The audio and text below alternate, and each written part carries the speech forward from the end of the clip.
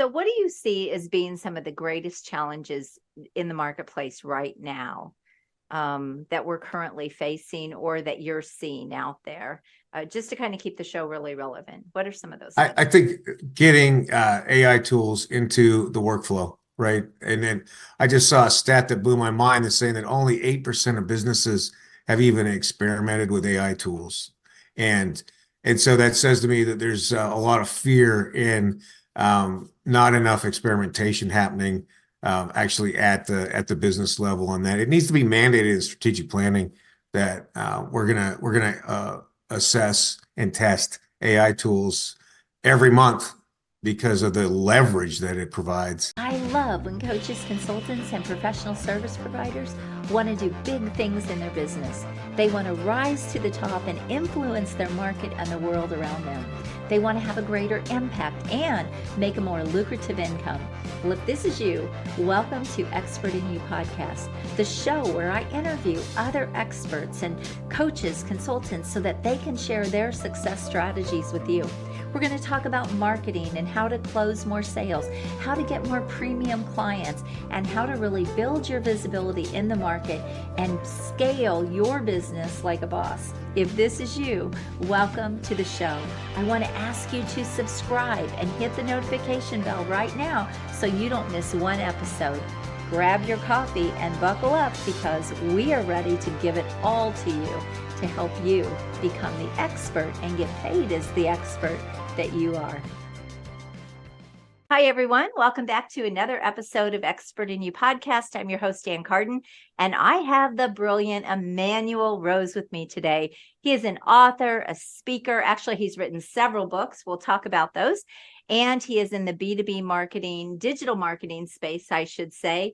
And he also says he's an expert fly fisherman. So, Emanuel, welcome to my show.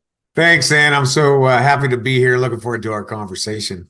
Yes, I'm so happy to have you here. Why don't you just give everyone a little bit of backstory about you and how you got into your agency and doing what you're doing today and even writing all those books? Let's just dive right in.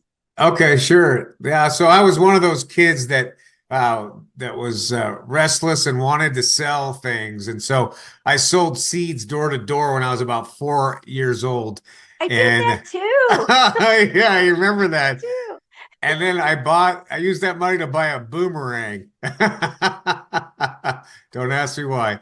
So the But seeds would come back to you. Is that right? yeah, maybe. Yeah, I wish. Um, yeah, and I over the years I had worked in sales and marketing in a variety of industries, from textiles and clothing manufacturing to electronics and jewelry. And my last two stops as an employee ended so badly. One where I had a very big bonus that I got reneged on, and after I had performed, Oh and boy. then the job right after that, they brought me in as a change agent and told me not to do anything for 90 days, and then fired me after 90 days. So I said, well, this isn't really working. And this was about 14 years ago, and all the social media was blowing up, and I'm like, well, I'm going to learn about this, and I've been one chapter ahead of my clients for 14 years, and here I am now. That's great. That's great. So, what are all the things that your agency actually does, Emmanuel? And then who's a good client for you, so people can get a sense of your business? We act either as an entire marketing department for some companies. Like we have a client that's a fintech startup, and they just said, make the magic happen. We don't want to know. Right. And so website and LinkedIn marketing, content marketing and video production, social media, email marketing, cold outreach, all those activities that any marketing department would have, or as small as just a small monthly blog and email campaign, because they have all the other resources except for those things.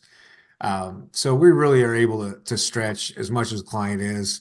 And we look for companies that have, 2 to $20 million in gross sales. They either need help because they have some marketing debt where they haven't stayed up to date with everything and they need to catch up, or they just have certain internal resources and want to outsource because they know it takes 8 people to be in a marketing department now, Right. and they don't want to have that many FTEs on the payroll. Right. Then, and they don't want to have to manage. It's more to manage and And it's all of that hard. as And the well. creatives are crazy, right? We're all crazy. There's a And so, little bit of craziness in this for sure. I think entrepreneurs do as well. Yeah. We have yeah, to be for crazy, sure. right? Yeah, No, yeah. I love it. Yeah, that's great. So, tell about some of your favorite clients to work with. Like, when you think about like a rock star client, I guess I should say, what does that person look like, and what are the things that you most love to do with them? I really appreciate when a client can say, "Hey, we're really good at this product that we've developed, right? We're really good in this space. We are experts in B2B commercial lending, and we are not experts in marketing. And what would you do to help us, right?" And then I draft up this plan of action or an action plan and say these are the things. This is what we expect will happen from doing these activities, and I just say, okay, good. Let's get into it, right? And then I can turn my team loose and we're really like a ready, fire, aim kind of group, right? It's like we know that our goal is to get action and sales leads as quickly as possible, but some things take longer than others to germinate, and so we get what we can moving immediately, and then get the slow moving things going at the same time. Now, how much of the work do you do, or do you basically just manage all the people? So you obviously do the strategy with them at the front end, Yeah. and then do you have project managers? Like what's the infrastructure of your company? Yeah, so I'm obviously, yeah, like you said, I'm the strategist, and then I tend to be the onboarding and relationship manager for the first 30 to 180 days, or sometimes I'll just keep a client because it's complicated enough and there's enough moving parts that I need to manage it. Um, and then yeah, we have project management, we have multiple digital designers, we have multiple copywriters, multiple print designers, and then another strategist like me who is kind of my double check and takes over some of the parts of the implementation as well. So what do you see as being some of the greatest challenges in the marketplace right now, that we're currently facing or that you're seeing out there, just to kind of keep the show really relevant? What are some of those things? I think getting AI tools into the workflow, right? And then I just saw a stat that blew my mind that's saying that only 8% of businesses have even experimented with AI tools. And and so that says to me that there's a lot of fear in not enough experimentation happening actually at the business level, and that it needs to be mandated in strategic planning that we're gonna assess and test AI tools every month because of the leverage that it provides. Name some of those tools that you're talking about. So I would expect a marketing agency would be using AI because obviously it's a game changer. But what about some of the companies you're working with? How do they use AI, or how do you recommend they use AI within their strategy, within their strategic plan? Well, for all copywriting and ideating, I use a secure and encrypted platform called Ivia, and that way whatever IP that you have is not being shared with all the GPTs out there. So that's the first thing that people have to understand is it's critical to be in a secure environment, just like you would with any other your finances and any other legal things that you've got to be in a secure environment. So that's the first thing. Opus Clips, amazing, right? For video editing and titling. Clip Scribe's another one that's amazing for editing And then, the standards, the dollies and those that are that you can use for image generation. So those are the primary things that we're using right now. And it's taken me probably 14 months now to finally get to a place where I can recommend any of these tools because it's taken them that long to mature and to find these that are secure and Mhm. and not where we're sharing all our client information with the whole world. So if you're doing done for you services basically for your clients, how are you helping them incorporate AI? I guess I'm a little bit confused on how they're using it. If you are doing a lot of Yeah, so what I'm saying is here's this platform, here's Avia. If for everybody who's in your company that's doing anything generative, HR, marketing assistants, even your general managers writing emails, they've got to be on this platform in order to participate in anything that's GPT related. Okay, that makes sense. Okay. Any other ways that you're teaching them the AI and helping them implement AI tools? Are you doing obviously chat bots or some kind of bots on their On the website or all websites, that? sure. Those are all things. Yep. A lot Yep. of the CRMs. Do you get into any type of CRM for pipeline and all that with them? We have some done for you of things that we're managing outbound email. So that outreach, there's some very amazing tools right now, but it's still in a test phase, so I'm not going to recommend anything yet. But I'm testing 3 different platforms right now where basically you fill out a form, with your LinkedIn profile and your website, and the AI generates a series of emails. Somebody shows interest, then there's a reply that says, "Hey, I'm Emmanuel's AI assistant," and walks them through the process of signing up for a calendared meeting. So I'd say it's still like 20% effective. Like we need another 6 months of this before it's something that I'd be recommending for people. Hey, it's Ann here, and I'm sorry to interrupt, but I have to ask you, would you like to level up and scale up your coaching or consulting business and go into that $500,000, $1 million or beyond, maybe even in the next year? Well, if it's a big yes for you, then I want to invite you to apply to my next free 2-day virtual event. You do not want to miss this. These are the same strategies I use in my business and the same strategies I teach my high-paying clients so that they can have explosive growth and do it with a premium business. So go apply now because I have had people make money right out of my free workshops. All you need to do is go to expertinyouworkshop.com, apply to attend, and I'll see you on the inside. Now back to the show. So the big fear is AI is going to replace people like you, like me. What do you think? What's your thought around that? I think it's improbable that the spark of creativity and the way that we're able to create things in this brain is way more generative than what the AI can produce. Will it replace certain parts of copywriting? Yeah. Photography. If I was Getty Images, I'd be a little worried right now. I'd be investing in an AI generator.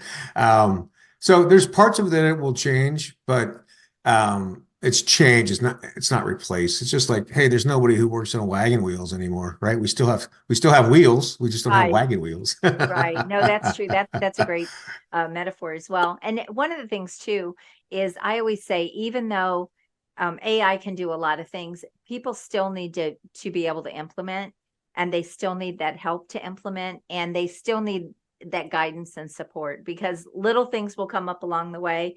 And Chat GPT is just not going to know everything, and it's not going to be able to help you with everything. But it also doesn't do it. It doesn't get things done for you. So I think in that respect too, people have to realize people are still going to want to deal with humans, and there's a place. But like you said, they're shifting, pivoting just a little bit in your and innovating. Really, it is about Yeah.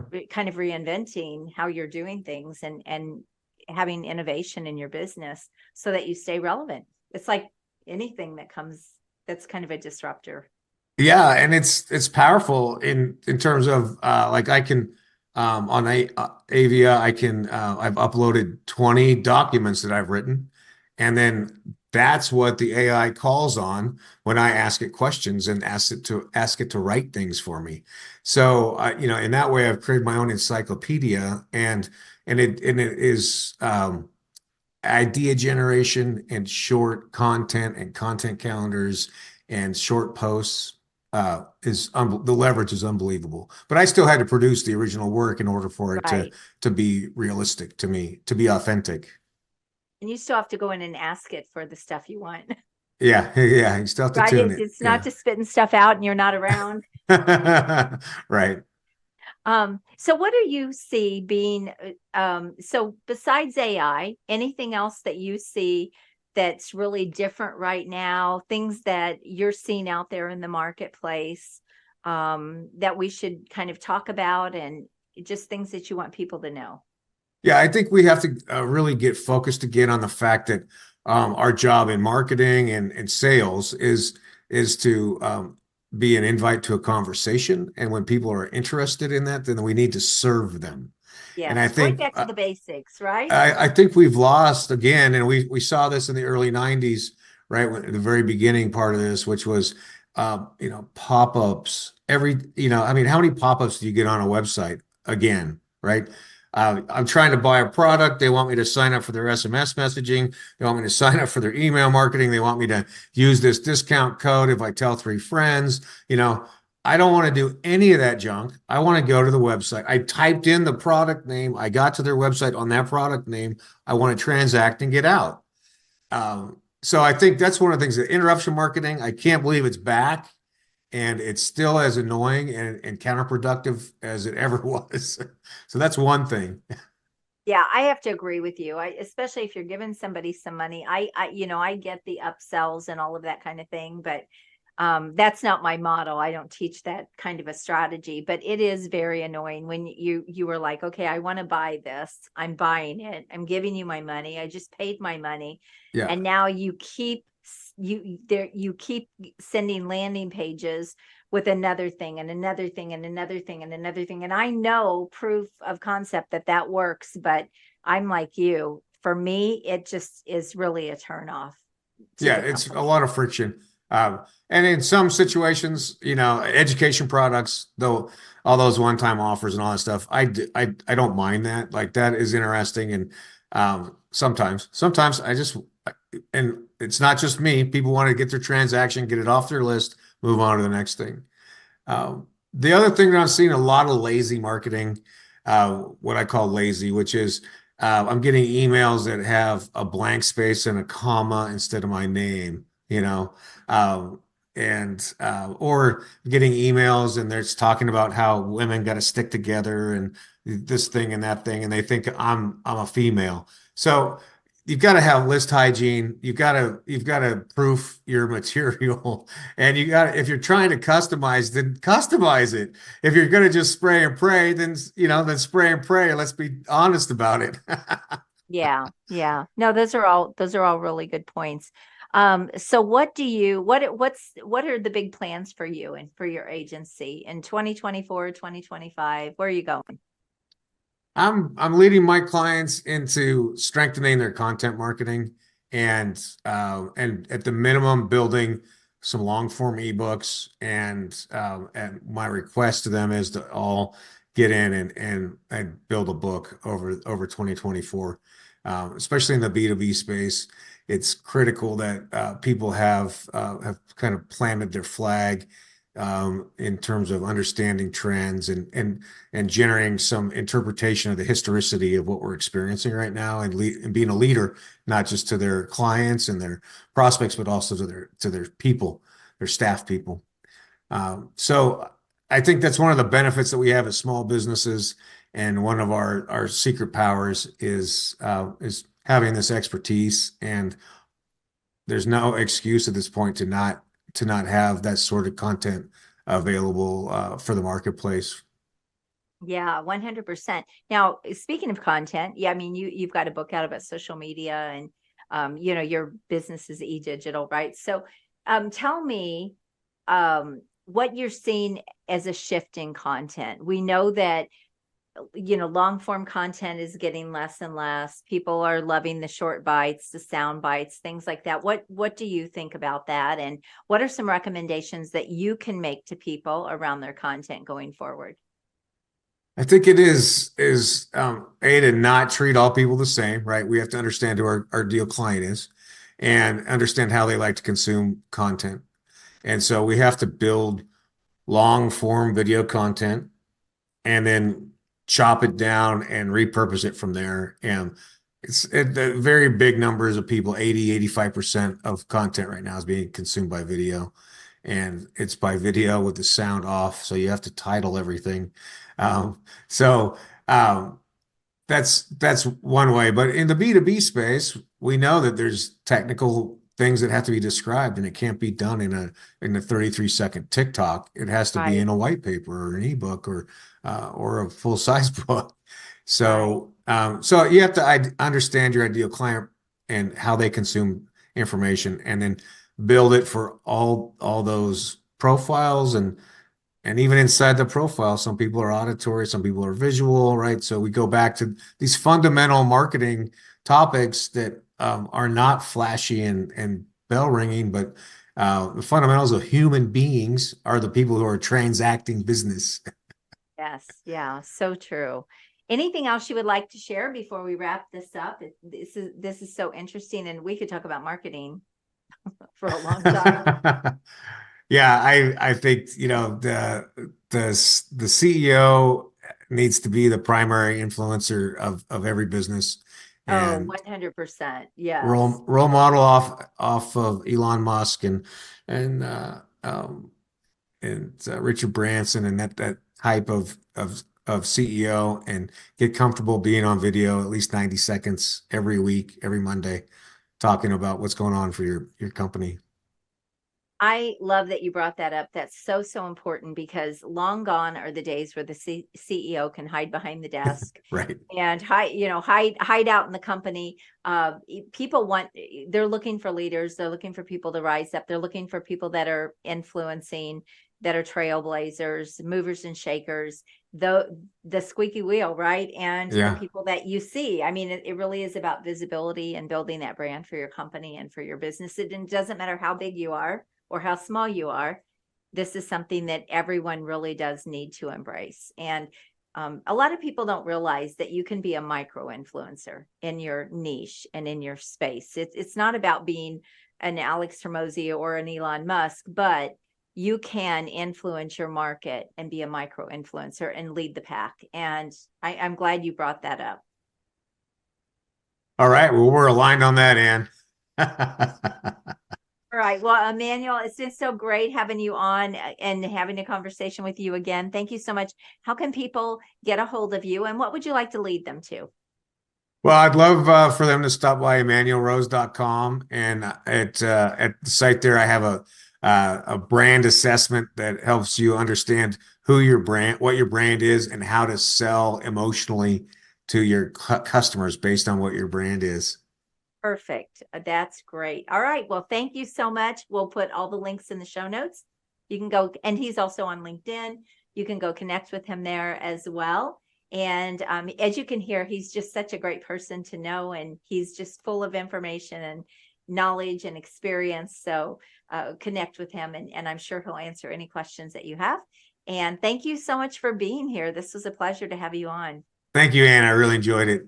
You are welcome. All right, everyone, have a wonderful day, and make sure that you subscribe to the show, like the show, share the show, so that we can get more reach and more people can hear these amazing, brilliant interview guests that I have on here. And I always say caring is sharing. So share and let's get some more reach with the Expert in You podcast. Until next week, Have an amazing day and go rock your business. God bless you. Bye-bye. If you've enjoyed this show, then I want to invite you to check out a free automated webinar where I show you how you can bring in ultra high fee clients for $25,000 to $125,000 or even more. I show you how you can do this maybe even in the next 7 to 60 days. So if you want to check out that free webinar, just go to expertinyouaccelerator.com and I'll see you on the inside. You have an amazing day, and until next time, God bless you. Go rock your business.